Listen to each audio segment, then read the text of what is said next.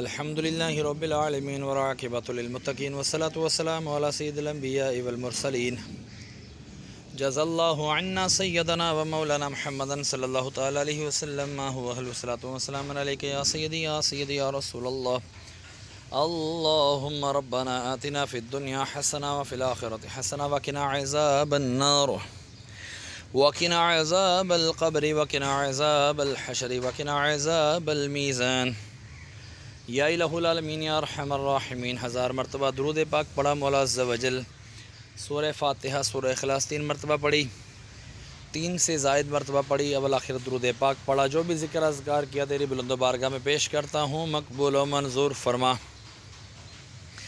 اس کو اپنی بارگاہ میں قبول فرما کر اس کا اجر و ثواب تو مجھے اپنے شایانہ شان عطا فرما. اس میں کوئی غلطی کوتاہی ہوئی تو حضور نبی آخر الزمان صلی اللہ تعالیٰ علیہ وسلم کی بارگاہ بے قسمنا صدقے وسیلے سے ان کے معاف فرما کرنے کیوں میں تبدیل فرما. جو تو نے ثواب عطا فرمائے تیرے محبوب دانہ غیوب منزہ عن العیوب عز و جل وصلی اللہ تعالی علیہ وسلم کی بارگاہ بے قسمنا میں ہدیتاً تحفتاً نذرانۃ عقیدتاً ادباً پیش کرتے ہیں، مقبول و منظور فرما. آپ کے وسیلے سے آپ کے والدین کریمین طیبین طاہرین، آپ کے ازواج مطہرات، آپ کے صحابہ کرام صحابیات، تابعین تبع تابعین اولیاء الظام، تمام سلاسل کے بزرگان دین حضرت آدم علیہ السلام سے لے کر آج تک اور آج سے لے کے قیامت تک کے مسلمین مسلمات مومنین مومنات کی ارواحوں کو درجہ بدرجہ اس کا ثواب پیش کرتے ہیں، مقبول و منظور فرما.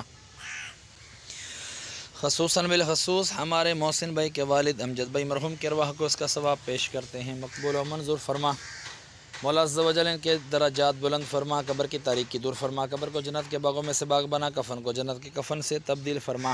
میں اپنے والدین مرحوم کی ارواح کو اس کا ثواب پیش کرتا ہوں، مقبول و منظور فرما. مرنے کے بعد سارے کا سارا ثواب مجھے بھی عطا فرمانا.